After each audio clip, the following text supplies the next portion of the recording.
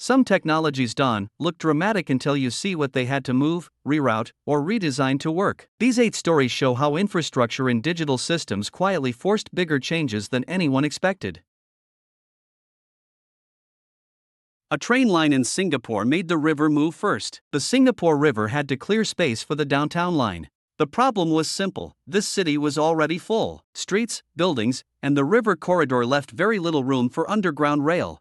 So engineers diverted the Singapore River. That opened a clear path for underground infrastructure and the downtown line tunnel. Once the river shifted, the rail corridor could drop below ground. The tunnel and the waterway no longer fought for the same footprint. A city river, a tunnel, and a rail line ended up sharing one tight slice of ground. Today, that footprint sits under the Singapore River.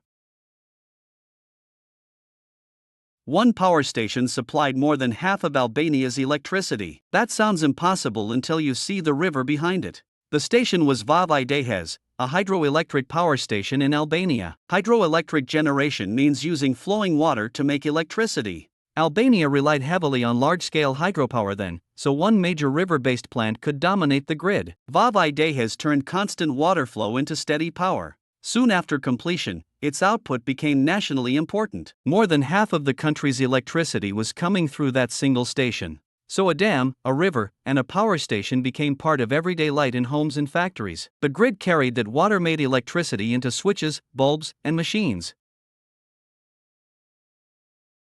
A royal canal kept Hajj pilgrims alive on a desert route for over 1,000 years. Travelers on the Hajj route faced a simple problem: no reliable water. In harsh heat, every stop depended on supply. The Canal of Zubaidah solved it by carrying water to the route. It was built on the order of a queen, as water infrastructure for pilgrims. Once water reached the route, the canal became the bottleneck breaker. Pilgrims could keep moving instead of stopping at empty ground. That basic supply need made the canal durable. A queen's order, a water channel, and a line of pilgrims stayed linked across centuries. A Supreme Court blog helped spark a portal for Sharia texts. The strange part is the format, not the subject. American academic Intizer A. Arab saw that blog and noticed the structure. Posts could frame serious material for readers, one piece at a time. She launched an online portal for Sharia texts. The blog's lesson was simple: organize the material so people can actually reach it. The portal turns scattered texts into a searchable archive. Instead of hunting through isolated copies, readers could move through one organized collection. A blog, a scholar, and a portal shifted where legal texts could live online. What once sat in scattered stacks now sat in one archive. FRA DOTX 219 collected data, and after a derailment, that data could matter more than the train itself. In rail safety analysis, investigators study what a vehicle recorded before the wheels left the track. DOTX 219 is one example. That collected data becomes a reconstruction tool. It helps investigators piece together the derailment sequence from the vehicle's recorded motion. So the rail vehicle is no longer just rolling stock. It becomes evidence in a derailment investigation. A car, a data stream, and a crash investigation meet on the same track, with FRA DOTX 219 at the center of the analysis. In Minecraft Manhunt, one player is being hunted while he still tries to beat the Ender Dragon. The twist is the chase. Dream created the series and posted it on YouTube. Each episode starts with a speedrun, where the runner races to finish the game without dying. The hunters get infinite respawns and a compass that points to the runner. That makes the game asymmetric, meaning both sides play by different rules. Now every move matters. The runner must reach the Ender Dragon before the hunters close the distance, and every wrong turn adds pressure. A compass, a speedrun, and a bounty-style chase turn a sandbox into a clean contest. The whole format hangs on one small tool in a hunter's hand.